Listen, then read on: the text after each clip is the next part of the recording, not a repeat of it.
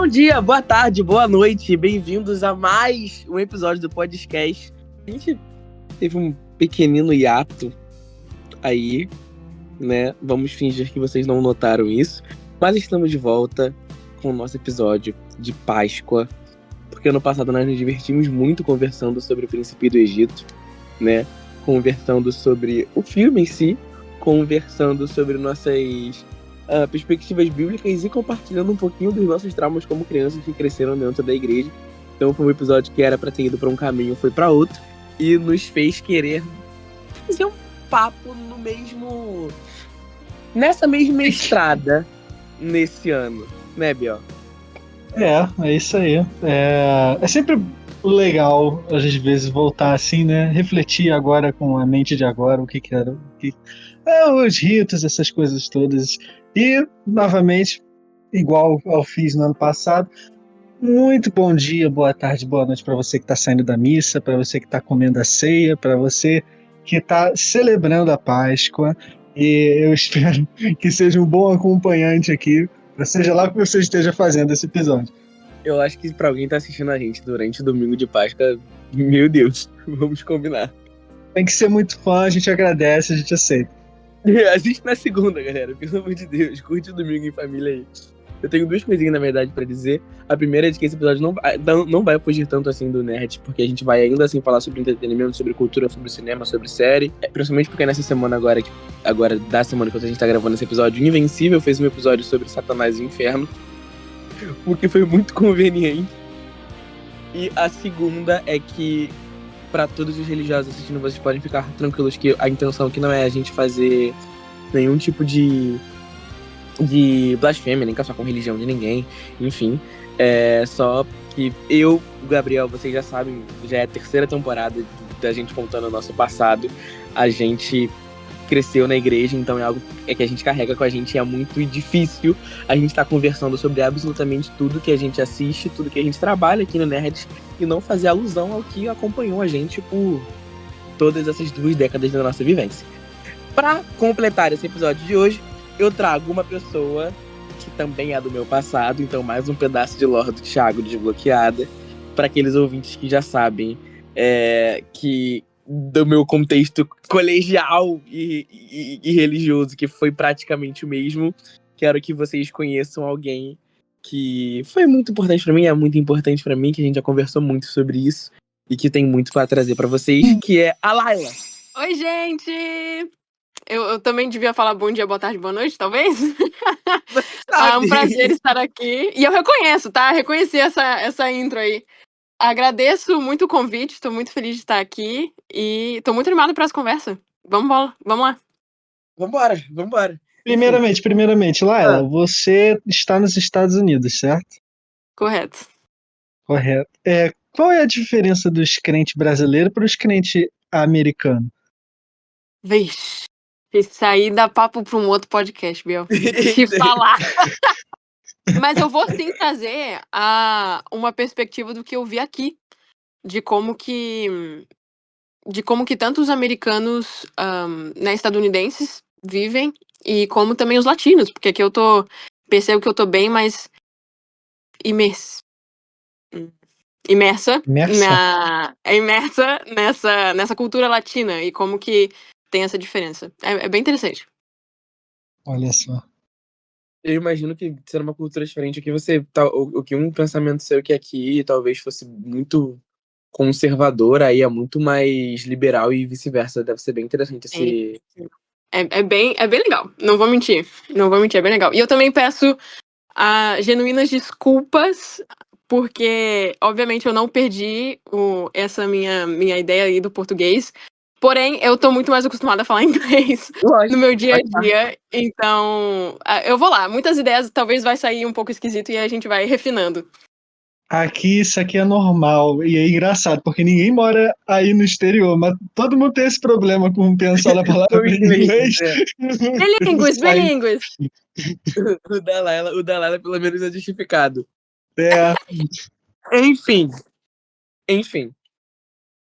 Eu não sei qual é a relação de vocês dois, eu não vou falar nem com o Gabriel, pelo Gabriel, qual é a relação de vocês dois com a Bíblia, mas eu acho que antes da gente mergulhar em adaptações, em outras mídias. Eu acho que é muito interessante. Eu, pelo menos, gostaria de falar um pouquinho sobre ela.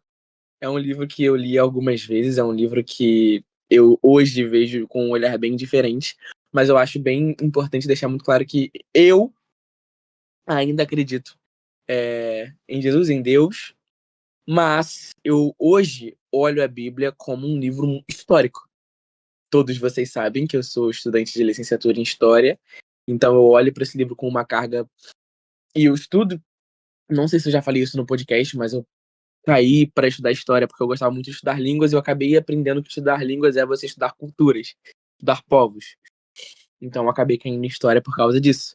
E a Bíblia hoje, para mim, ela tem um peso muito forte histórico e social. Assim como o meu TCC, isso vocês também já sabem. É sobre a gente parar para ver em qual pé a sociedade estava e com qual sociedade a gente está conversando ao ler um certo título publicado em certo lugar, em certa época. Eu acho que a Bíblia se encaixa exatamente nisso. Por exemplo, a gente parar para ler uma história do Capitão América lançada hoje, é muito diferente de a gente parar de ler uma história do Capitão América lançada em 1942, 41, em que ela era literalmente um livro de propaganda de guerra americana na Segunda Guerra. Diferente de hoje, que ele é um personagem que ele não representa mais os Estados Unidos. Ele representa o mundo e justiça, e o que a América deveria ser. Enquanto a gente parar para ver a primeira edição de Incrível Hulk, por exemplo, ele era ele brigava contra comunistas, era exclusivamente contra ameaças comunistas. Todo o vilão do Hulk, nas primeiras 10 edições do quadrinho dos anos 60, era sobre a ameaça russa, os comunistas, a ameaça vermelha, enquanto hoje é um livro de body horror e ficção científica. Mergulhando um pouquinho em magia, mas eu vou entrar nisso mais pra frente, quando a gente conversar sobre o imaginário do inferno que Dante criou. Mas, enfim, vamos chegar lá. Mas, da mesma forma que esses personagens, essas histórias, esses livros e esses quadrinhos, eles vão ser moldados ao longo do tempo, eu acredito que aconteceu a mesma coisa com a Bíblia, principalmente ali no período do catolicismo ortodoxo e na ruptura ali para o protestantismo. Então, é algo que eu acredito muito em Deus, mas quando eu paro para quando eu pegar hoje para falar sobre a Bíblia, sobre o que está na Bíblia, eu vou olhar para ela como uma visão muito mais como um livro histórico. E eu acho que é a visão mais interessante que a gente para se ver quando a gente pega para falar de entretenimento. Embora a gente tenha filmes, outros livros, séries, que vão pegar justamente esse livro para falar de uma forma religiosa ou para fazer de forma jocosa. Acho que essa é a palavra. Enfim. Eu também, eu acho que não tem. Acho que eu não consigo viver a vida sem. Já está tão enraizado na minha cabeça que eu não consigo pensar sem acreditar que Deus existe, sabe? Para mim, o mundo não faz sentido se Deus não existir. Talvez seja um problema, talvez não seja. Mas a questão da Bíblia eu também já li várias vezes. Acho que com certeza absoluta, acho que ele já li do início ao fim 2 vezes. Por causa de estudo bíblico, por causa que era meio que um rito aqui, acordar, ler a Bíblia, acordar direto, pegar a Bíblia e ler. Eu lembro de muita coisa Cara, dessas vezes? Não lembro muito bem do livro. Porque é um livro que quando você lê dessa forma, pelo menos para mim, quando você lê dessa forma, tipo, eu tenho que ler para minha crença, por algum motivo, eu nunca entendi muito bem o motivo, mas você pega para ler, porque você tem que ler, é um livro muito maçante de se ler nesse quesito rito religioso. Mas aí, teve algumas vezes que eu li nesse lado histórico. Por exemplo, tipo, ler Gênesis como uma história contada e não como uma palavra de Deus, é uma história muito interessante. E aí você vê uns negócios bizarros, e aí você vê, é a raça humana, meu Deus do céu, merecia o dilúvio, tudo que ruim que aconteceu. Aí tem aquela parte deles no deserto que enrola, aí depois tem reis, aí depois tem juízes, não, juízes vem antes de reis, Samuel vem antes de reis. E aí, essa parte toda histórica é muito maneira de se ler. Aí chega os profetas, e aí fica, profecia, tudo bem. E aí tem o momento crossover, que é o povo se voltando para a Terra e aí se montando tudo, que é Ageu, o Neemias, os livros, tudo se conecta, aquilo ali é muito maneiro, é muito massa. E tem os clássicos, né, que é o Novo Testamento, é aquela história que que repete 4 vezes seguidas. Então é um livro interessante, de você ver como um relato histórico. E você estava falando, né, de ser um relato histórico, mas um povo inteiro acredita que essa história é deles. E isso, por si só, mesmo se não for verdade, já é um livro histórico por causa disso. Um povo inteiro acha que é verdade. E isso já indica muito sobre a importância do livro, mesmo se não for se não pegar o religioso. Mas aí é muito engraçado quando você vai na igreja, né? E aí a pessoa pega um livro específico, tipo Apocalipse. Tipo, Apocalipse é o Vingadores Ultimato da Bíblia. Você tá lá e tudo culmina. Desde Gênesis até eu não esqueci o livro que vem logo antes de Apocalipse. É algum João, é algum pequenininho, alguma coisa assim. E aí. João. Oi? Terceira João. É isso aí, eu tinha esquecido, eu achava que parava no 2 João, 3 João. João não parava de escrever. E aí tem o Apocalipse que remete tudo isso. E aí o povo vai lá e lê direto o Apocalipse. E não entende Apocalipse. E aí e isso acontece com todos os livros da Bíblia. Pega um trecho, pega alguma coisa, pega um negócio. E aí dá para ver que a pessoa não lê o negócio todo, ou não lê nem o capítulo inteiro, sabe? Eu sei que no original não era dividido em capítulo, mas não pega nem aquela história inteira. E aí eu acho que é por causa disso, por causa que as pessoas não leem de fato o livro, que as adaptações podem fazer o que quiser, que as pessoas vão acreditar que é assim que estava no livro. E aí por isso é um negócio mais fácil de se fazer. É tipo o quadrinho de Homem-Aranha. Ninguém fã de Homem-Aranha lê o quadrinho do Homem-Aranha, mas vê os filmes e aí fica falando besteira na internet. É basicamente isso que é a igreja. Então é isso. Gente, eu tô amando a analogia. Eu não sou muito fã de história em quadrinhos, principalmente de heróis. Assim, sou de quadrinhos Turma da Mônica, né? Mas, assim, de super-heróis não tanto. Mas, sim, eu concordo. Justamente essa... A Bíblia, pra mim, é um livro histórico. Eu concordo completamente com vocês. Eu tenho, sim, a questão religiosa, a espiritual atrelada à Bíblia. Mas eu, assim... Total, essa de tirar o texto fora de contexto, e aí surgem muitas ideias, e eu acho que vem justamente essa das adaptações, né? De como que, às vezes, as pessoas elas adicionam coisas que não estão lá, e isso acaba virando verdade pra uma Bíblia, entendeu? Por exemplo, nossa, eu fiquei devastadíssima quando eu descobri que não necessariamente haviam 3 reis magos na Bíblia, e só tinham 3 presentes. E aí as pessoas falaram, se tem 3 presentes, então logo são 3 reis magos. Mas na Bíblia nunca fala que tinham 3 reis magos. Só falavam os magos do Oriente. Então como que às vezes, quando você vai fazer essa adaptação, principalmente num quesito histórico, tem a questão também do espiritual, que quem quer que seja que faça essa adaptação tem que ter esse cuidado, mas também historicamente, né?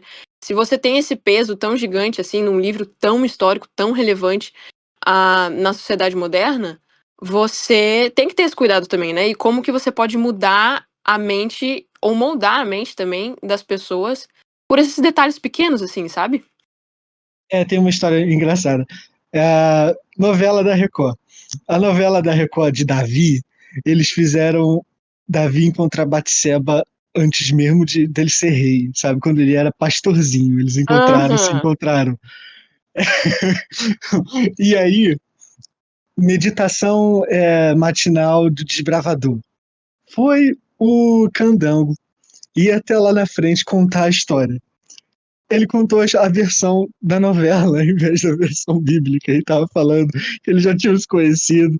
E aí o povo ficou. Eu fiquei, e outras pessoas, né, que sabiam, que já tinham lido, ficam, meu Deus, eu não acredito que isso está acontecendo. Então, só exemplificando como é que isso funciona. Que bizarro, assim, o que peso, né, tem isso. Eu acho que. Eu não sei se há muitas consequências ou talvez uma realização do que isso pode acatar, né? Porque, assim, eu acho que só evidencia a falta de leitura ou da falta de prática daquilo que os religiosos pregam, né? Porque, poxa, se você não lê o próprio livro que você acredita e você espalha tudo isso, né? Essas ideias das adaptações, acho que só mostra que. Será que você tá lendo mesmo? Cara, é foda porque é complicado, perdão, É complicado porque as próprias religiões, as próprias denominações cristãs, elas vão não te proibir, mas elas vão. Você não precisa ler. Você não precisa ler. A minha avó materna, ela é da Igreja Universal, né? E ela tem um monte de Bíblia. Um monte de Bíblia. E a minha avó sabe das histórias da Bíblia baseado no que foi contado pra ela. Exatamente baseado no que foi contado. Porque não existe nenhum tipo de incentivo para que ela leia a Bíblia. A Bíblia é a espada dela, então ela sempre tem que ter. A Bíblia ela tem que abrir para acompanhar o pastor, mas não. Uma parada que eu sempre vou elogiar do Adventismo é a questão do ano bíblico. É a questão do ano bíblico. Porque não tem como. Eu acho que o Gabriel acaba lembrando menos, talvez, porque foi menos desbravador. Só que eu nunca fui bom de correr, eu nunca fui forte, eu nunca fui rápido. Então eu ia me garantir, eu era valioso no clube de desbravadores Constelações Dark de Matos, porque ninguém participava de gincana bíblica como eu. Ninguém. E eu acho que falta isso nas outras igrejas. Mas, enfim. E é bom, entre muitas aspas, que você evite de que o seu fiel leia a Bíblia, justamente porque, da mesma forma que a gente tem a pedagogia punitiva, a pedagogia do medo, e elas funcionam, o evangelho do medo e o evangelho punitivo também funcionam perfeitamente. O catolicismo aprendeu isso lá atrás, antes mesmo do Conselho de Nicéia, que, porra, você pegar alguém pela ideia da punição, do medo ou da recompensa, hoje em dia a gente ainda tem o evangelho da prosperidade, é muito mais fácil. É muito mais fácil de conseguir fiel, é muito mais fácil de conseguir, talvez, dinheiro, é muito mais fácil, enfim. Não vamos entrar dentro dessa discussão. Mas é exatamente por isso de que a gente tem essa galera aí de que não vai ser incentivada a ler a Bíblia. Sem contar que o pobre tá mais propenso a querer acreditar em alguma coisa, principalmente quando ela vem com essa ideia de prosperidade ou de algum tipo de acalento dentro da vida, né? E é uma galera que já vem de um contexto de incentivo bem fraco para estudo e etc. Então já fica bem mais difícil. Mas, uma coisa é fato. Ateu, quem não gosta da Bíblia, ou quem quer usar a Bíblia mesmo para seja para contexto jocoso, ou para rebater, é uma galera que hoje em dia, na sociedade em que a gente vive e no nosso país, lê mais a Bíblia do que o cristão. Isso é fato. É muito mais fácil encontrar com um ateu para pegar e discutir e essa pessoa ter lido a Bíblia para eu parar e discutir, do que com um cristão, pelo menos um não adventista. Um dos outros cantos aí do protestantismo. Uhum. Eu não diria que, pelo menos dos adventistas que eu conheço, não diria que eles também estão muito melhores, não. Cara, não é Eu não tô colocando nenhum de vocês dois na lista, tá? Eu tô falando assim, tipo, Não, igreja padrão. eu entendo.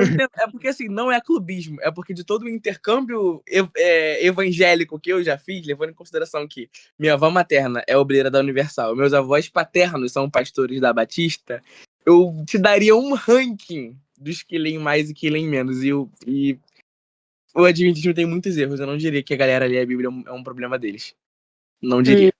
Acho que tem muito um incentivo, né? Pelo Sim. menos há um incentivo, entendeu? Aí, agora, quem lê fica a cada um, né? Mas sabe o que eu acho interessante? Já que a gente tá falando dessa questão de adaptação, de Bíblia, coisas assim, o Thiago falou muito do evangelho de tal coisa, né? E eu me pergunto se as pessoas que estão de trás por essas adaptações têm alguma intenção por detrás, né? Porque, poxa, eu parei pra pensar aqui e eu fiquei assim, cara, qual que é a intenção da Record fazer tantas novelas bíblicas, sabe? Qual que seria a justificativa deles, sabe? Qual que é a intenção por detrás? Vocês têm algumas opiniões? Não, aí é mole. Aí é moleza. A Record, o dono é. Sim, mas eu tô botando aqui pra conversar. Né? E eu acho que são duas. Eu acho que, claro, é você saber você entender qual é o seu público e você apelar para esse público, o que tá tudo bem. Uma outra forma de evangelização, levando em consideração de que no Natal, por exemplo, a Globo vai passar a oração do. A Globo não, a Record vai passar a oração do Macedo. Então é uma forma de evangelização. Se porventura você tem algum telespectador que não é crente talvez se torne, ou pelo menos fica mais fácil, porque não é só nas novelas bíblicas, você tem aquele programa também de relacionamento, né, de casamento, que também é bíblico, que também é baseado em Bíblia, que também é com um pastor da Universal, ou um casal da Universal, sei lá. Enfim, eu acho que é uma dupla intenção, é uma intenção de evangelização e uma intenção de monetização, porque a gente sabe que é um público que dá dinheiro, junto ao último agradável, né? Mas eu acho que é uma questão de evangelização, sim. Porque, assim, a gente tem as mudanças das novelas que elas são para questão narrativa, a gente sabe, como vocês falaram ainda há pouco. Mas eu não acho que elas são, de um todo, capciosas não é a palavra, mas negativas.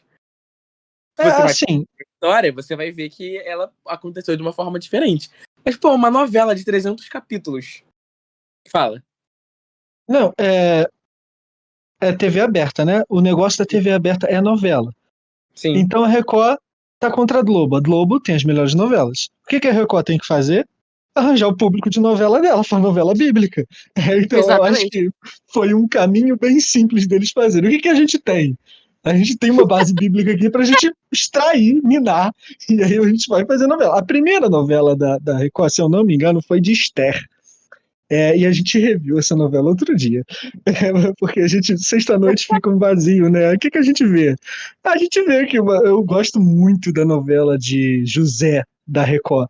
Eu acho que eles fizeram um ótimo trabalho lá. Eu apoio a Record fazer a novela do José. A novela de Ruth, a abertura lá fala livremente baseado no livro de Ruth. Livremente baseado. Então já começa assim, e é muita fanfic, meu Deus, é muita fanfic. Só tem 10 episódios. Só tem 10 episódios, eles É uma testaram as águas minissérie. ali. É uma minissérie, fizeram ali, pá, vamos fazer aqui o que a gente tem que fazer, vamos testar essas águas, e pronto. Foi de Ruth. E eu acho. Não, Ruth o quê? Esther, desculpa. Minha novela foi de Esther. Eu tava falando Ruth até agora? Sim. Ou eu falei Esther e depois Ruth? É Esther, desculpa, é Foi Esther. sério e depois foi. É Esther, é Esther, é Esther. Tipo, tem um episódio, um único episódio, tipo, acho que é o penúltimo episódio, que do nada eles seguem o texto à risca. E eles ficam, tipo, a parte que Esther recusa comida, fica em jejum por causa do povo e tudo mais. Aquilo ali seguiram a risca. Eu fico, meu Deus do céu, o que aconteceu? Então eles podem. Se eles quiserem seguir direitinho, eles seguem. Mas eles preferem fazer fanfic. E às vezes a fanfic fica boa, não posso nem falar nada, cara. Às vezes a fanfic funciona. Então, eles fizeram de tudo um pouco ali na de Esther. Testaram as águas, fez sucesso, pronto. Agora é novela bíblica atrás de novela bíblica, nunca vai parar. Eu nem sei qual é a que tá tendo agora. Mas a de os 10 mandamentos eu sei foi a última que deu muito sucesso. Que eu lembro Sim. até que fizeram um livro da novela dos 10 mandamentos, sendo que já tem a Bíblia. Mas eu não entendi. Mas vamos lá. Eles fizeram até uma continuação, né? Depois de 10 Mandamentos, eles fizeram Êxodo, mas Êxodo Foi a parece. Terra Prometida. Isso! Nossa, flopou a beça essa, tenho certeza, porque eu não ouvi Sim. ninguém falar sobre Tem nada. também a de Davi. Acho que agora que tá tendo a de Davi, galera, tal. Hum. Mas, já que a gente tocou nesse ponto aqui, eu trago minha experiência internacional. Muitos latinos veem essas novelas da Record. Vocês acreditam? E eu achava que isso era uma coisa muito brasileira. E aí, pô, Oscar no Brasil, não sei o quê, barará, cara, sim, sou totalmente. Mas, gente, vamos também dar visibilidade para as novelas da Record, que estão alcançando os nossos hermanos vizinhos, entendeu? A gente não tem ideia do impacto que isso teve. E eu achei isso muito interessante, porque, assim, justamente nessa questão de intenção, né? Eu acho que eles não tiveram essa intenção de, talvez, ir internacionalmente. Porém, é justamente aquilo que o Bel falou, esse público-alvo, entende? Eles estão. TV tá morrendo, né? Mas, como que com isso, talvez, eles tiveram esse insight, assim, de tipo, poxa, querendo ou não, a América do Sul é muito religiosa, o catolicismo aí tá muito presente. E ter essas novelas, ter esse visual, eu acho que é um acalento, sabe? Porque por muito tempo, eu acho que a religião cristã, em geral, tem muito medo de entrar para as artes cênicas, para esse mundo do entretenimento, porque pode ser visto como pecado? Não seria essa palavra, mas assim, como... O que eu quero dizer? Não, eles tinham de fato receio de brincar nessa sandbox que é a Exato. Bíblia. O que é muito engraçado, porque o cinema americano, os épicos começaram com histórias bíblicas, tipo Ben-Hur, tipo os Dez Mandamentos. Esse povo todo na década de 50, eles estavam fazendo épicos com histórias bíblicas, né? Que eu acho que faz sentido. Um orçamento imenso, abrindo um novo aspecto cinematográfico. Porque vamos combinar. A Bíblia é um livro épico. Ela é um livro Sim. épico. Você olhando para ela, um contexto religioso ou com um contexto histórico, ela é um livro épico. Ela tem histórias tão épicas ou histórias mais épicas do que qualquer outra religião pagã no mundo. O problema todo é de fato, o receio de você lidar com uma religião que sobreviveu ao tempo. Porque você. Vamos lá. E também, vamos combinar, a fanbase é meio insana.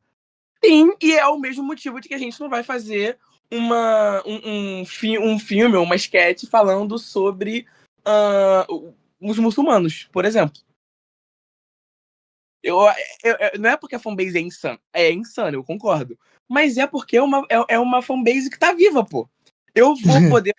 Eu posso fazer um quadrinho e um filme do Thor, onde o Thor é só um alienígena que. Dane-se, eu posso fazer uma série de Ragnarok em que a serpente do mundo é a poluição e são os esgotos do mundo e o Ragnarok é causado pelos humanos, porque você não tem mais pagões nórdicos. Você tem. Mas é uma galera que não vai te excomungar por causa disso. Essa galera não tá na política. Eu acho que é isso o ponto. Você acha que as adaptações bíblicas vão melhorar muito quando o cristianismo acabar? Cara, eu não ia chegar aí, não. Mas assim, eu te garanto que as adaptações. Que eu não teria esse medo, eu não teria esse medo. Mas porque a Bíblia, ela é um material épico muito, muito, muito forte. A novela Dez Mandamentos, porque quais são as histórias mais adaptadas da Bíblia? Fala pra mim, vocês dois. Quais são as histórias mais adaptadas? Além da história de toda de Moisés e da fuga do Egito. Jesus, que não é tão épica assim, mas é sim, Jesus. Eu acho que eu acho muito épica, calma aí. Eu acho que o Velho Os Testamento é um milagres que ele compilado. fez. Eu acho que o Velho Testamento é um compilado mais épico do que o Novo Testamento. Concordo, mas dizer que a história dele não é épica eu acho meio complicado. É a pessoa Não, mais pô, eu digo assim, no épico eu também penso no visual, quando se trata de cinema, né, de série. E Jesus ele anda para um lugar, ele anda para o outro, ele anda para um lugar, é basicamente isso, visualmente é basicamente isso. E eu sei Você que consegue tem fazer muitas... um Duna com Jesus Cristo, pô. O quê? Duna. E Duna é espetáculo visual. Verídico, verdade. Inclusive, Agora você me quebrou. muito de Duna tem uma influência bíblica mais islâmica, mas enfim. O que eu acho interessante é... Poxa vida, me saiu a ideia. Desculpa. Droga. Ai, calma. Olha, Calma. é que se a gente for por esse lado também, toda a ideia por detrás de um filme, por muitas das vezes, é nesse cunho religioso de bem e mal, entendeu? Eu lembro que quando eu era pequena, meu pai, a gente foi ver Star Wars pela primeira vez. E aí, pô, é claro que você tem um lado do bem e do mal, entendeu? E aí meu pai ficou tipo, então obviamente você tem um lado certo e um lado errado. E é muito assim com a Bíblia, entendeu? Assim, como que, nossa, e aí você tem essas referências, coisas assim e tal. Hoje eu acho que já há muitas peças que não é mais isso, mas sim uma crítica pra sociedade, mas enfim. Mas como que não tem muito como fugir de deixar a Bíblia, pra mim, ela é um OG, entendeu? Ela é um original. E aí, querendo ou não, tudo que você faz a partir disso é tipo, não, pô, mas isso aí tá fazendo referência a Davi. Isso aí tá fazendo a referência a não sei o quê. Isso aí tá fazendo não sei o quê. Nada se copia, tudo. Não, como é que é? Nada se cria, tudo se copia. Entendeu? Cara, eu acho que é complicado, porque a partir do momento que a Bíblia é o OG pra nós, a gente pode começar a ver ela. Às vezes até onde não tem. Exatamente. Concordo também. Eu lembro de quando quando saiu, não, né? Porque na época o meu primo não ia ao cinema. E a gente parando pra conversar sobre Era de Ultron um tempinho depois que o filme saiu, um tempinho depois que ele assistiu, um tempinho depois a gente discutiu sobre. E aí ele Poxa, mas, Thiaguinho, você percebe como que esses filmes que você gosta, essas coisas que você gosta de ler, elas vão tentar distorcer o evangelho pra você? Eu aqui pensando por quê. Né? Só porque tem o Thor, mas eu não acredito no Thor. Então ele estar ali tem a mesma relevância do que o Hulk estar. Não, porque o Visão, que... Você lembra de Era de Ultron, Laila? Vingadores 2? Cara, eu vou falhar ali contigo. Relaxa, eu tô perguntando só pra saber se você vai precisar contextualizar. O Visão é um personagem que ele aparece ali na metade do filme e ele tem. Ele não. As pessoas vão dizer pra você que ele tem um contexto messiânico, mas ele não tem, porque ele não foi prometido e ele não chega exatamente pra salvar o dia. Ele é Eu uma. acho que eles só falam disso por causa que ele diz eu sou, ponto. E é Eu isso vou. aí. Exato, Oh meu exato, Deus! exato, exato. Ai meu Ele é, Deus do céu! ele é criado ali, ele é um personagem que ele é uma criança, ele é um neném, ele acabou de nascer.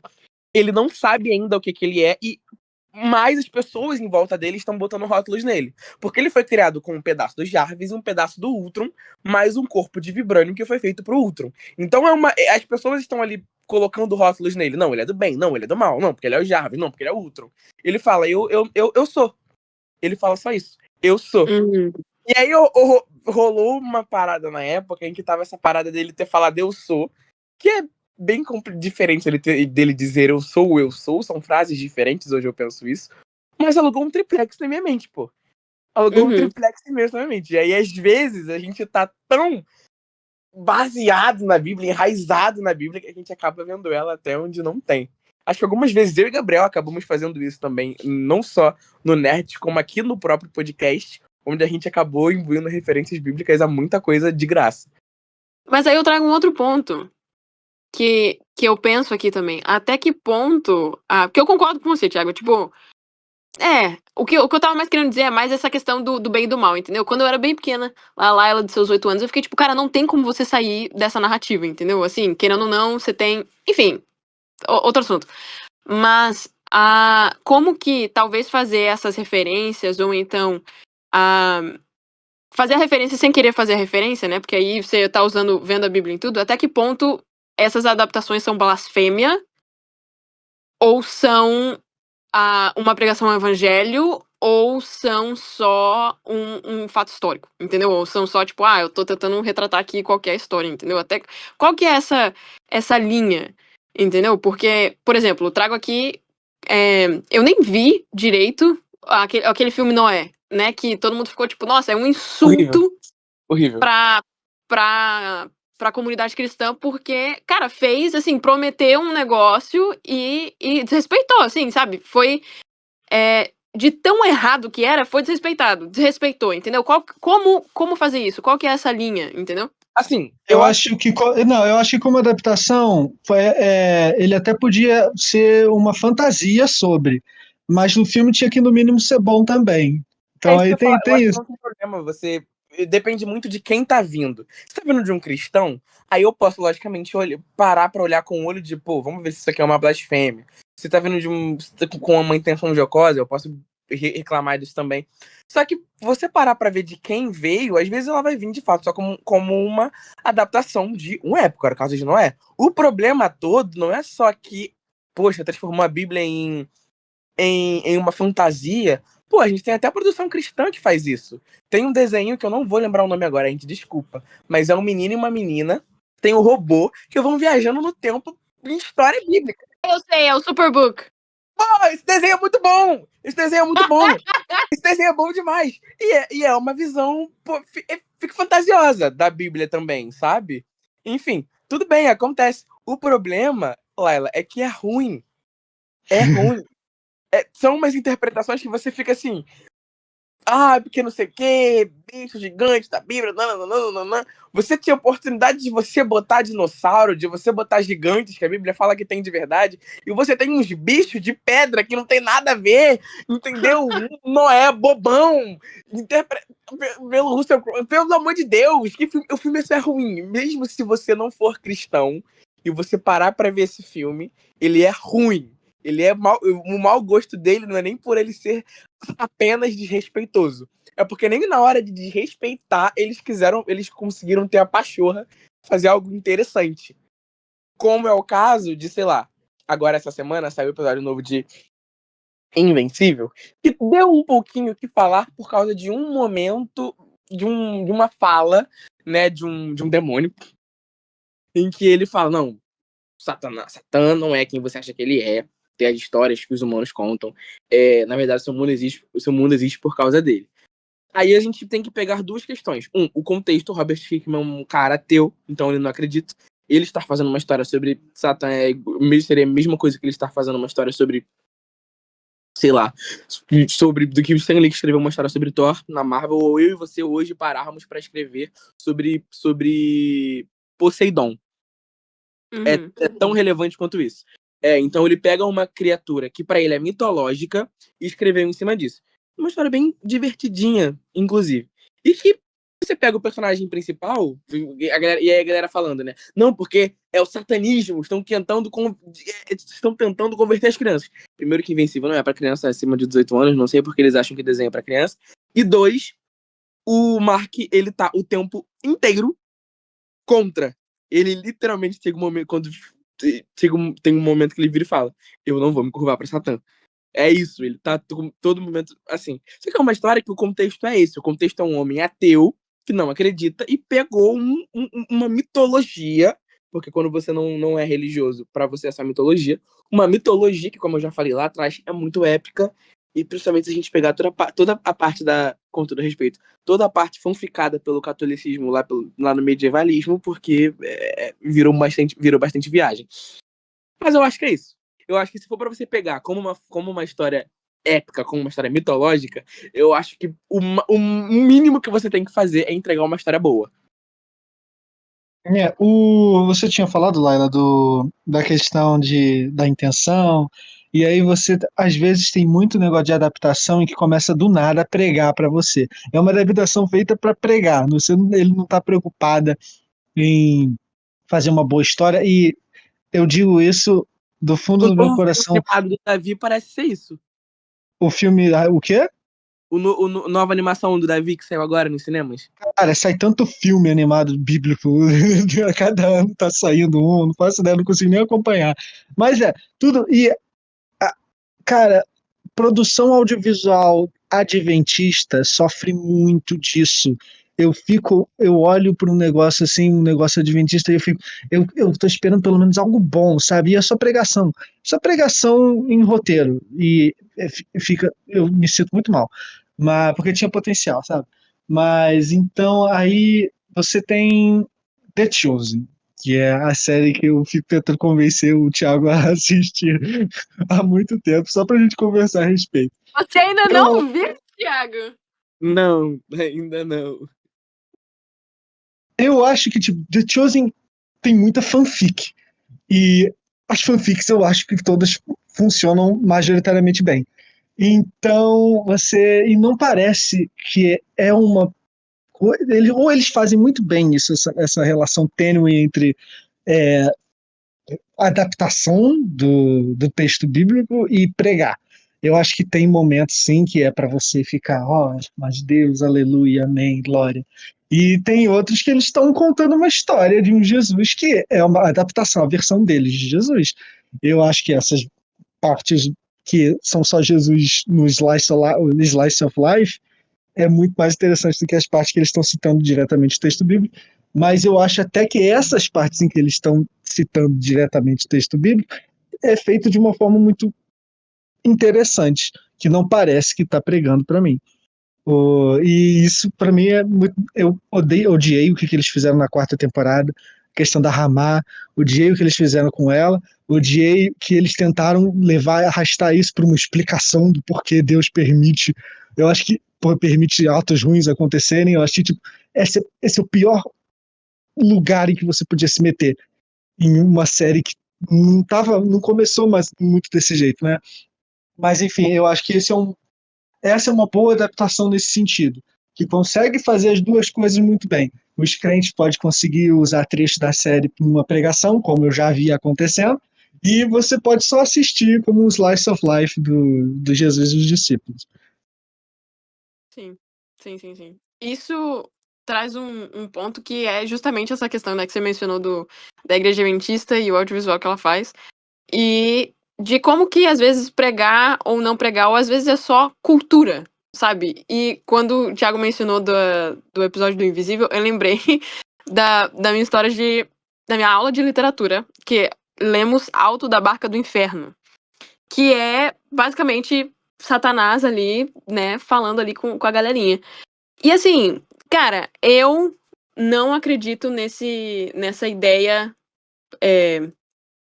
figurativa, assim, né, do Satanás e tudo, mas assim, eu também tenho que ter a maturidade e filtrar do que é aquilo que tá querendo me dizer, entende? De como que é justamente essa vibe, assim, do que eles estão querendo dizer, e não necessariamente ditar que é certo ou verdade, ou que é correto, ou eles estão tentando pregar, ou coisa assim, mas puramente por cultura, entende?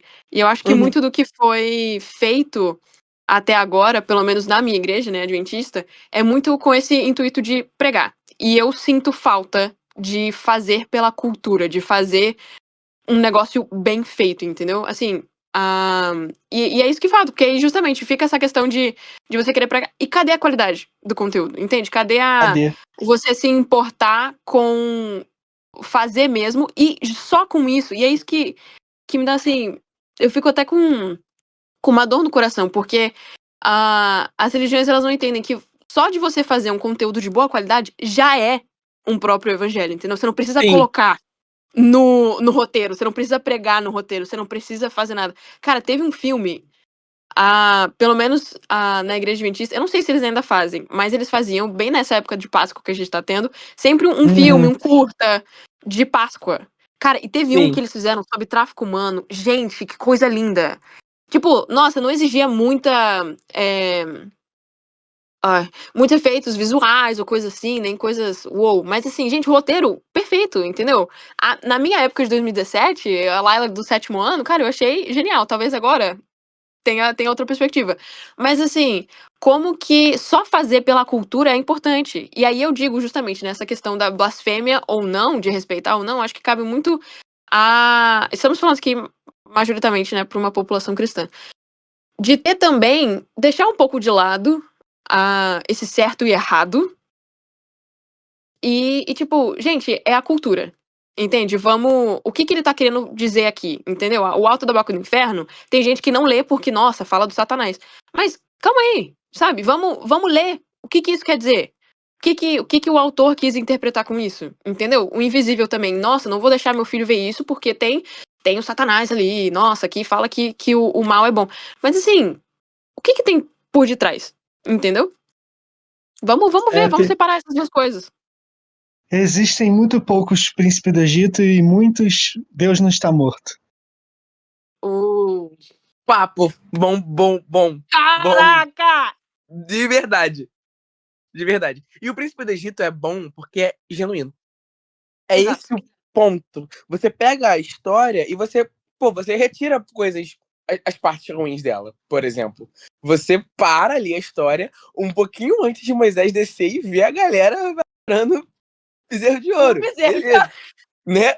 Você acaba a história ali. Mas, cara, você tem uma coisa que foi conversado no episódio do ano passado, e que é uma parada que eu vou remendo até hoje, que eu acho que eu podia ter desenvolvido um pouquinho mais também.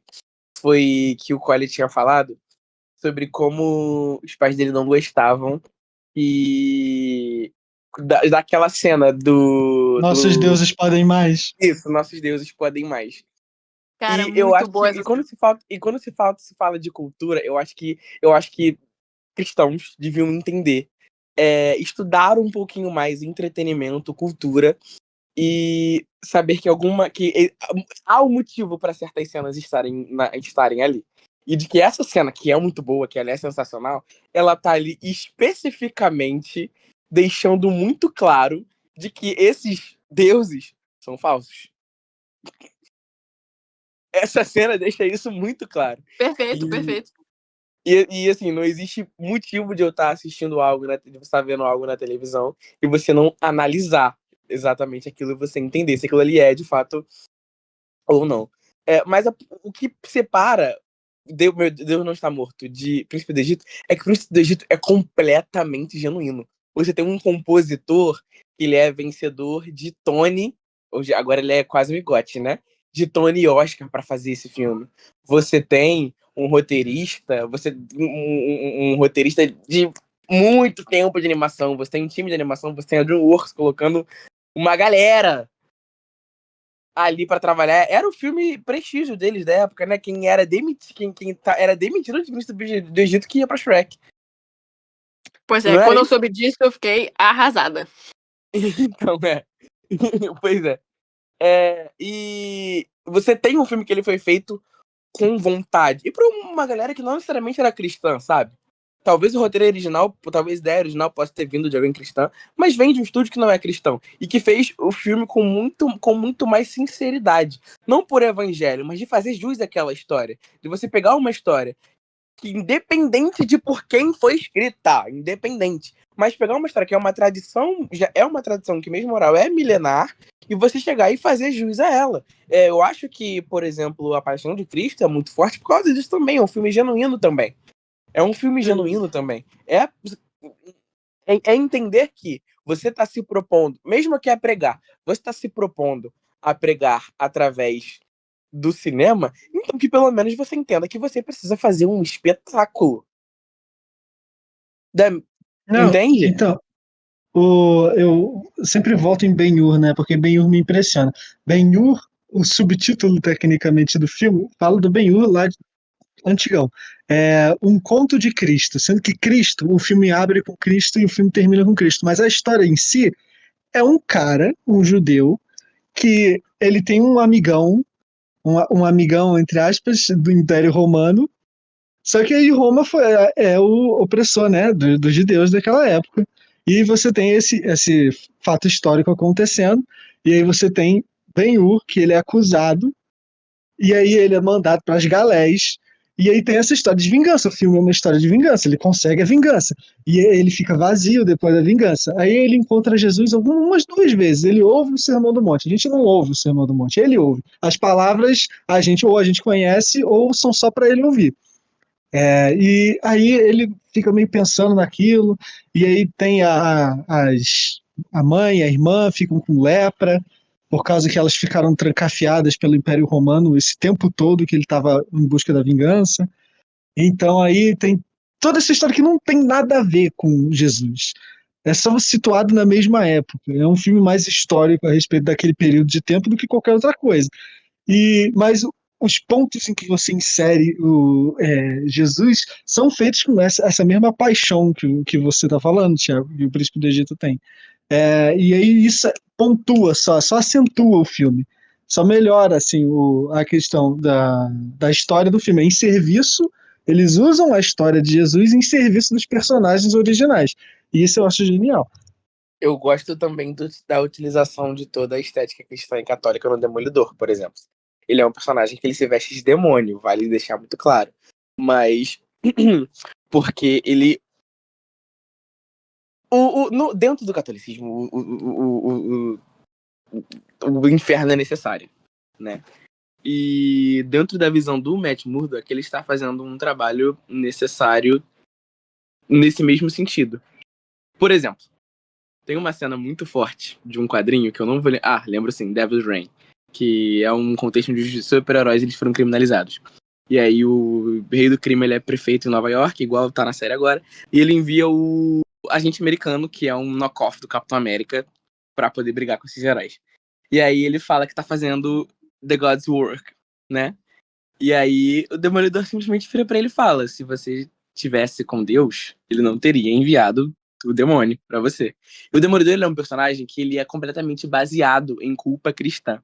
Ele tem toda essa estética de demônio, ele é o demônio de Hell's Kitchen, mas porque ele sabe que ele está fazendo, que ele precisa fazer isso, ele precisa ser um super-herói, ele precisa bater em bandido, ele não mata ninguém, ele nunca mata ninguém, porque ele é pecado.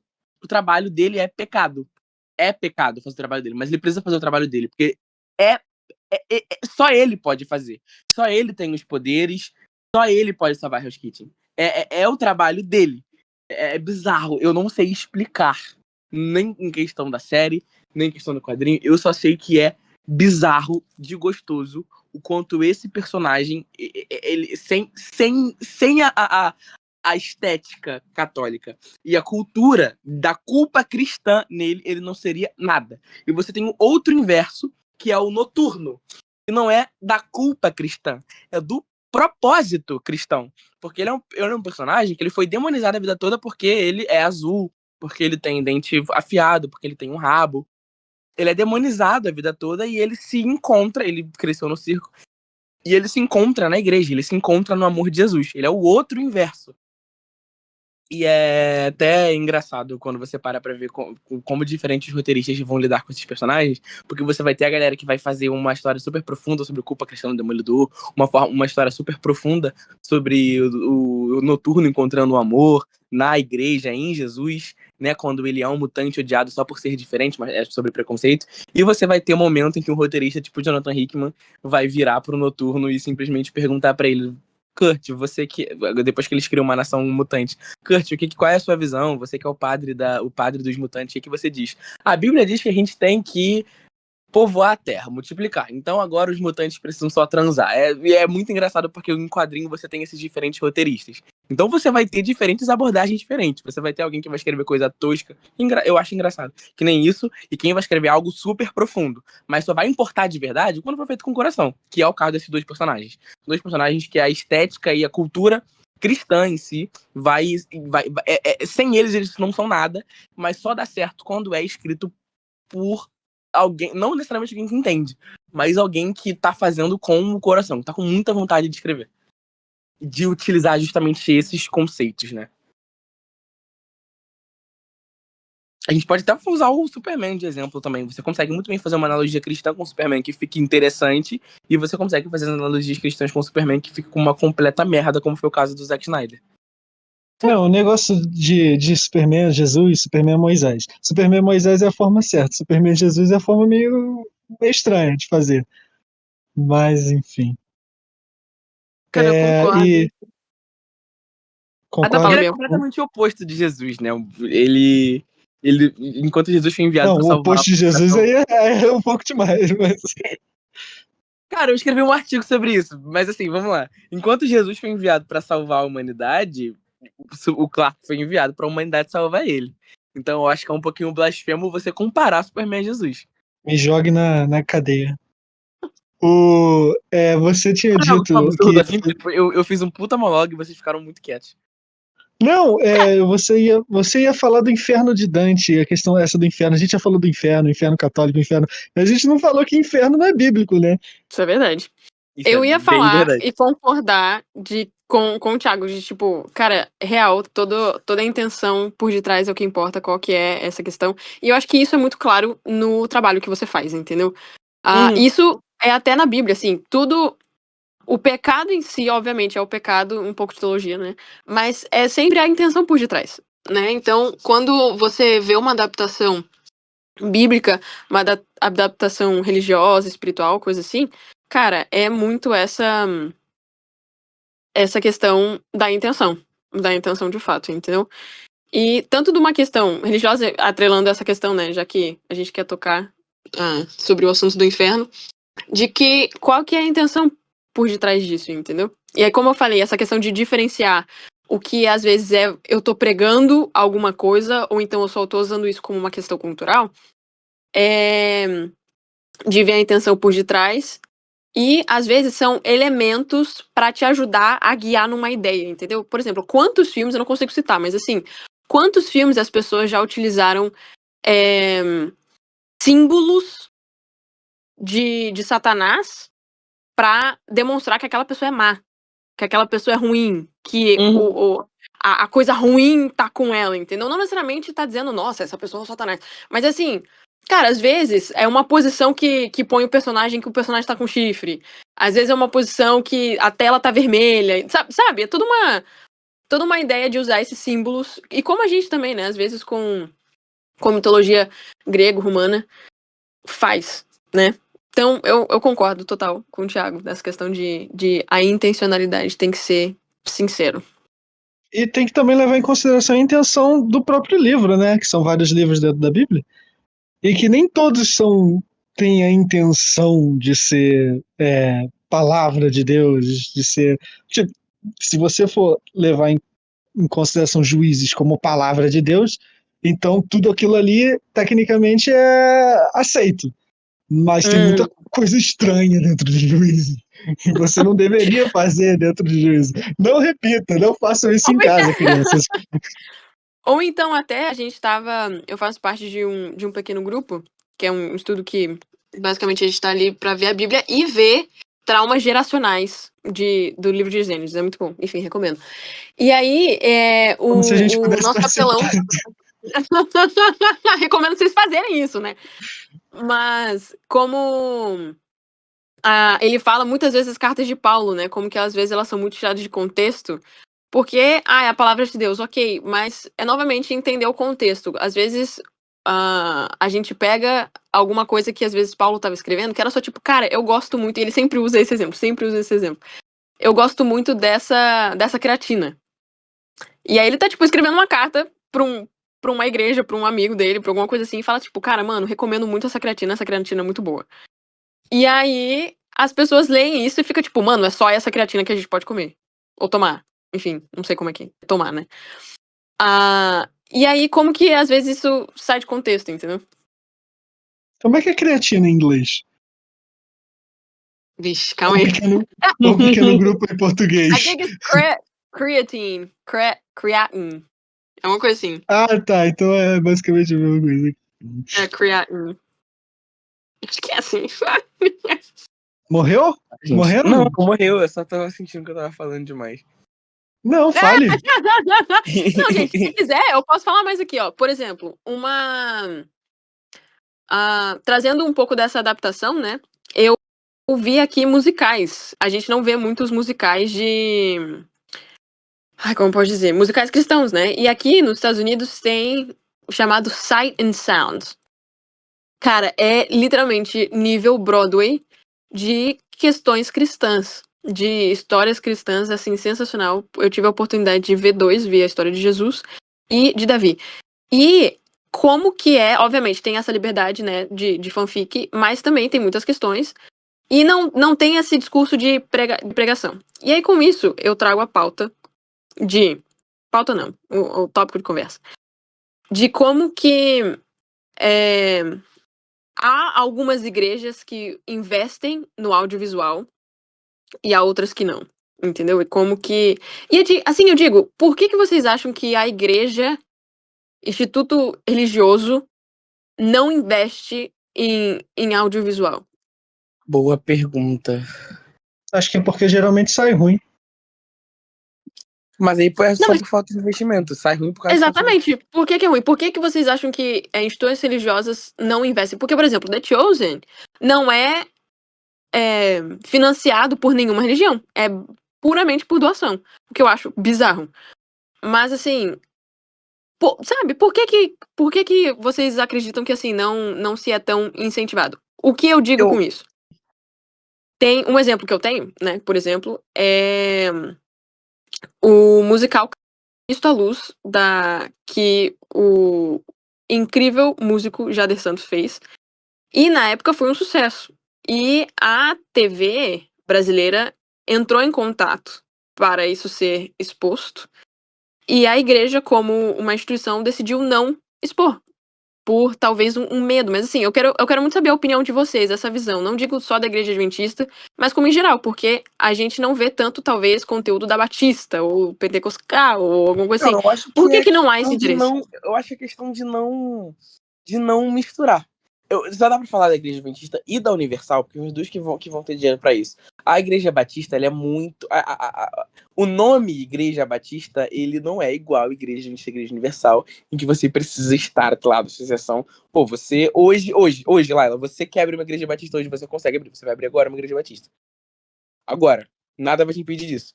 Então é meio complicado a gente falar dessas instituições. Agora, a Igreja Universal, ela investe, que dá, que conseguem. E conseguem bastante. Tanto que 10 Mandamentos estavam no cinema.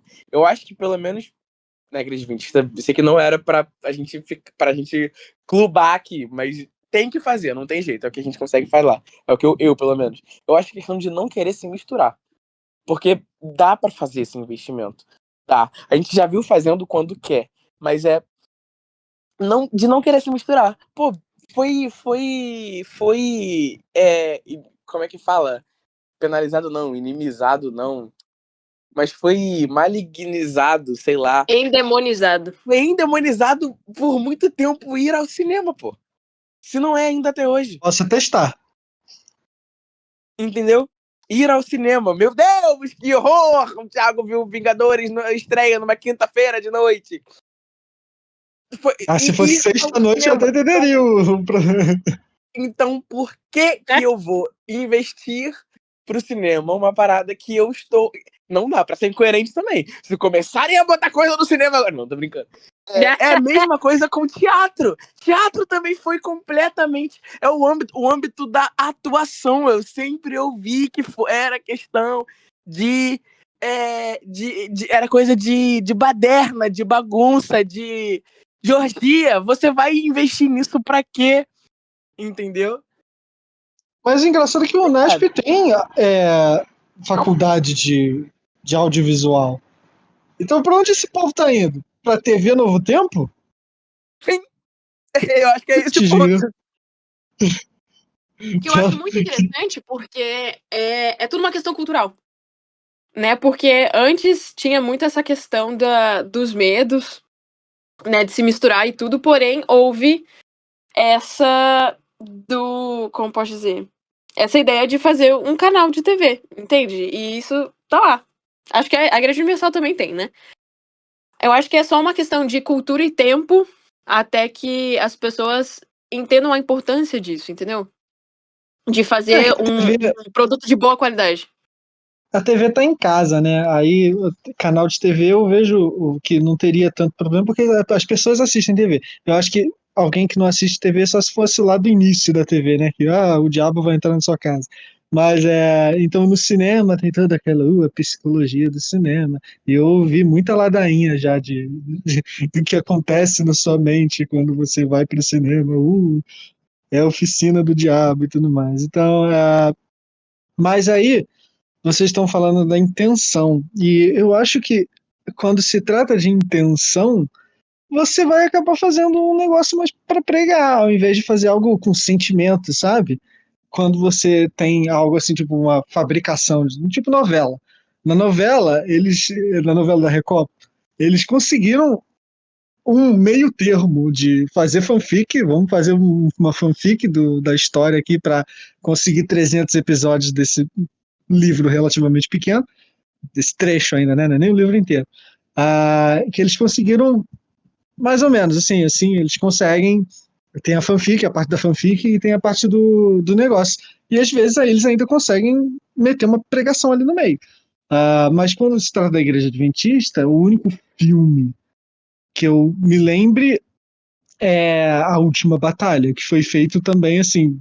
A trancos e barrancos, o povo usando fita tape, um salgado, verba de um salgado e uma Coca-Cola, pronto. Naquela época, 2013. Eu acho que saiu no cinema, não lembro. Agora disso eu não me lembro.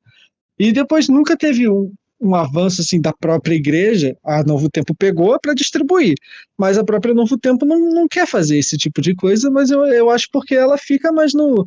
Se é para pregar, a gente sabe fazer programa de TV, a gente não precisa fazer para cinema, porque não tem essa intenção de fazer arte. A igreja adventista não tem intenção de fazer arte. E eu acho que esse o maior problema. Se tivesse intenção, eu acho que daria para fazer sim, mas não tem. Então, e eu não falo assim arte audiovisual, porque em música a gente manda muito bem. Pelo menos mandava, eu não sei como é que tá Novo Tempo agora. Então, eu acho que é isso, acho que tem muito dessa intenção. Acho que no fim tudo passa a ser a intenção. Cara, sim, sim. Isso é uma outra coisa também que eu ia falar. Estando aqui fora, a gente não tem outro igual que nem a Igreja Adventista em música cristã. É surreal. Surreal. Vocês não têm ideia do quanto que eu sinto falta de ter um grupo musical, entendeu? Que canta as músicas que eu conheço. E eu acho que é justamente essa questão de quem tem a visão por detrás dessa questão da cultura. Novamente, a gente volta pra cultura, essa interpretação. Porque, assim, como eu estou aqui, também é muito esse entendimento cultural, né? Aqui, ir ao cinema já não é tão mais uma grande questão, que nem aí em algumas regiões do Brasil. Pelo menos na igreja adventista, né? E como que. Eu acho que demanda esse tempo e talvez mais conversas como essa, sabe? De tipo, poxa, eu acho que é relevante, é importante. Porque aí a gente volta pra uma questão muito básica da arte. Entendeu? Porque o Biel tirou palavras da minha boca, assim, de tipo, como que eles pregam ao invés de fazer arte, entendeu? E eu acho que quão importante é a arte, entendeu? Cara, o Deus que eu acredito, e né, vocês mencionaram que vocês acreditam também, cara, é um Deus tão criativo, um Deus que faz tanta arte. Poxa, veja as flores, veja as paisagens. A gente, entende? E como que eu acredito que há essa falta de incentivo pra arte, a pura arte. E aí vem a questão que você tem um artista, toda vez que ele faz alguma arte, seja ela visual, seja ela ah, de música, seja ela escrita, seja ela o que quer que seja, uma escultura, tem uma intenção por detrás, né? Tem essa mensagem e talvez a mensagem seja pregar. Mas é um pregar silencioso, entendeu? É tipo falar assim, cara, é essa a visão que eu tenho. É isso que eu acredito. Entende? Como que eu acho que isso é muito poderoso, porque as pessoas elas conseguem ver uma verdade, entendeu? E não simplesmente você pregar e você tá tentando enfiar goela abaixo alguma coisa. Porque, cara, se todos os filmes que a gente visse pregassem alguma coisa pra gente, cara, ia ser horrível. Porque aí ia ficar. Nossa, eu não quero ver porque. Cara, você se sente desconfortável, sabe? Poxa, eu tenho a minha visão, você tem a sua visão. E eu só tô aqui e eu quero consumir essa arte, entendeu? Me deixa aqui. Deixa eu apreciar essa arte. E ela sendo audiovisual. Poxa, deixa aqui. Ah, legal, bacana. Entende? Eu vou ser bem sincero e vai ser bem engraçado. Eu esperava discordar um pouco mais da Layla nesse episódio. Eu acho que a intenção de eu ter chamado ela, inclusive, foi achando que a gente já tá com visões bem diferentes. Porque faz muito tempo que a gente não para pra conversar de fato, né? Então, os dois mudaram muita coisa e, e só não é o embate. Não que era pra ser que eu preferisse que fosse. Muito pelo contrário. Mas eu acho que se a gente parasse pra fazer esse podcast há 3 anos, que foi quando Nossa, o total. pod Total. começou, você, Gabriel, ia estar vendo um episódio onde você ia estar falando menos porque você ia estar se sentindo acanhado. A gente ia estar discutindo aqui de uma forma, a gente não ia estar brigando, porque eu e Lala, a gente sempre respeitou a opinião do um do outro. Mas a gente sempre foi. A gente estaria agora numa discussão. Um Tão bate e volta maneiro. Bate e volta é absurdo. A gente já tá aqui, Lula e Bolsonaro, num debate. E não tá sendo o caso. E eu não tô decepcionado com isso, não. Muito pelo contrário. Eu tô com um sorrisão no rosto de estar ouvindo ela falando e tá concordando. Mas é uma mistura dessas duas coisas, disso e de eu gostar muito de ouvir pessoas conversando no meu próprio podcast. Fazer o quê? E eu acho que é interessante justamente isso que o Thiago falou, porque a gente tem um amigo em comum, né, o Rodrigo, e como que muitas das conversas, assim, e eu percebo que estar fora do meu país de origem me abriu muito esses olhos, sabe, pra essa cultura. O que é cultural e o que não é, sabe? O que é, às vezes, uma questão de uma sociedade em si e o quão valioso é esses artefatos de arte, de cultura.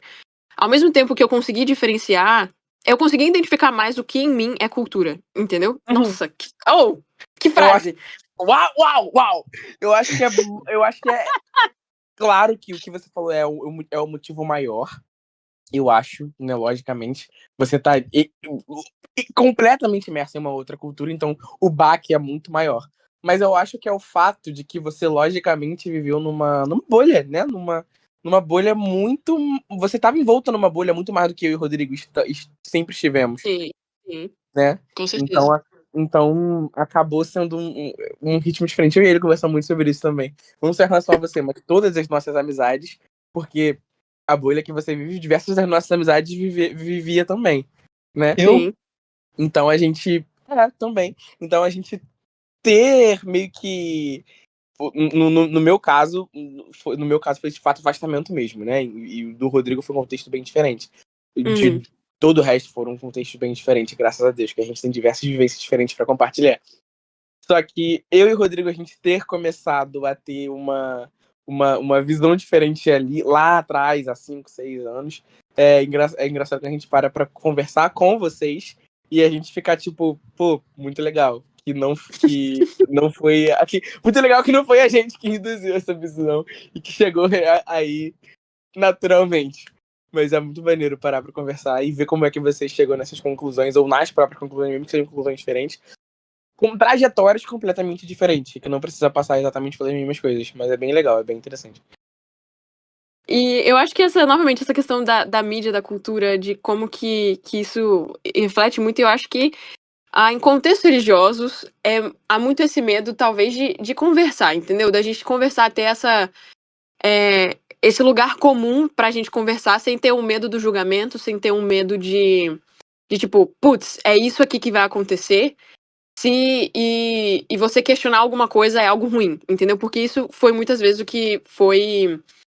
Eu tive essa percepção, né, quando eu era menor. E aí, pra finalizar a minha participação, eu tenho um artigo aqui que, na verdade, meu namorado me indicou. E, cara, faz muito sentido com esse assunto. Tudo bem que tem a ver com jogos, mas todo o contexto faz muito sentido, que é justamente essa questão cultural, né? Eu fiquei falando assim, cara, mas por que vocês acham que a igreja não vai nessa, não investe nisso, não faz assim? E esse artigo, ele dá um contexto muito legal, que eu tenho aqui agora, chama Game Environments, de Lima Novaes Lima, chama Bible Games. E eu posso mandar pra vocês.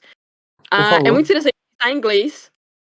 E assim, é fenomenal. Eu acho que tem tudo a ver com o Nerdish. E o título é de Alan Macedo Novaes e Eric Eusébio Lima. E o título é Bible Games as Religious Educational Tools in the Seventh-day Adventist Church. A Ludic Inventory. Então, tipo, o negócio do artigo tem um contexto diferente, mas a contextualização do porquê a igreja adventista teve tanto medo de ir pra esse mundo dos games é muito interessante e encaixa totalmente com isso que a gente tá falando. E tá se soltando um pouquinho agora, né? Porque eu vi que eles fizeram um evento no Roblox. Sim, exato. Gente, o quê? Você não ficou sabendo, não? Não, sim, eu fiquei, mas tipo, mano, Cara, eu achei fofo. ok. Achei fofo. O evento foi um Campuri no Roblox, pô. Eles ganharam até... Eles ganharam até... Mentira. Se eu soubesse. Eles ganharam... Esqueci o nome do bagulho que fica atrás. A minha página tá aqui, eu esqueci o nome. Especialidade? Não, de trás. Trunfo, é trunfo. Ganharam até trunfo. Acho. Que coisa. Mas assim, é justamente essa questão de você ir para esses lugares com outras formas de mídia, entendeu? Que eu acho que as instituições, elas perdem um pouco. Sim, elas esquecem que são novas formas de comunicação, são também novas formas de você evangelizar. Sim. Não de assediar, né? Vale citar, mas... Enfim. E às vezes, o livro, Bíblia, só tem umas histórias muito boas que valem a pena ser contadas, independentemente da religião. Então, é isso. Justiça. Eu gostaria muito de continuar esse papo em outros podcasts. Eu acho que a gente pode aproveitar esse gancho para outros episódios. Com a Laila. Eu acho que foi um dos melhores papos bíblicos que tivemos aqui.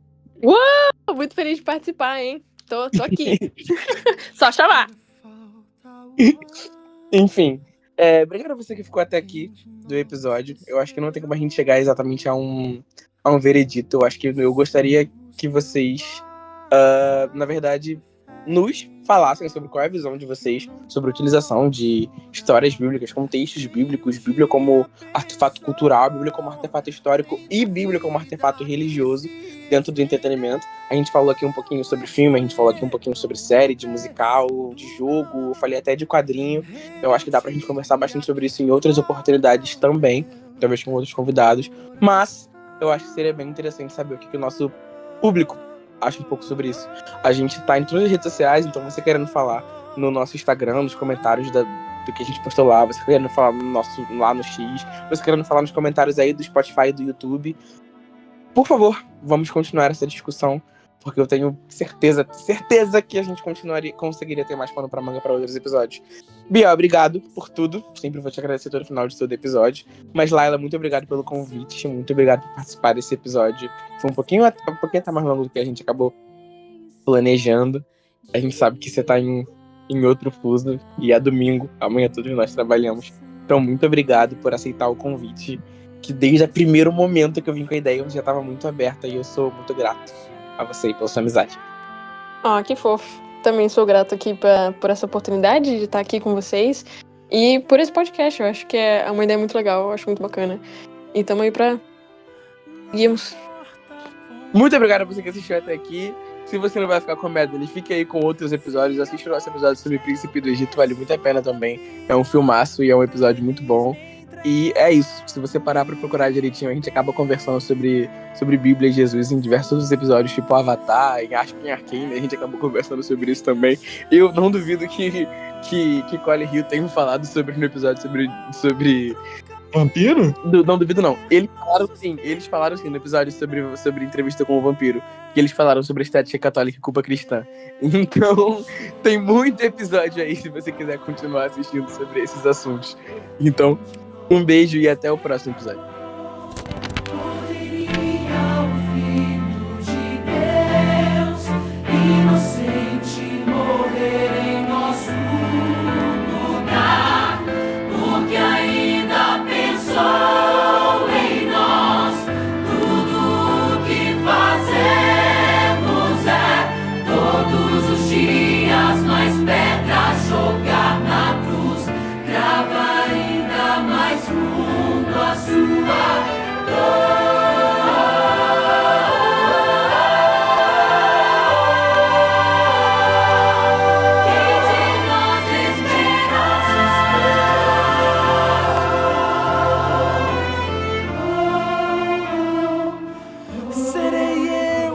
Pagar com sangue o preço de outra chance a eles dar.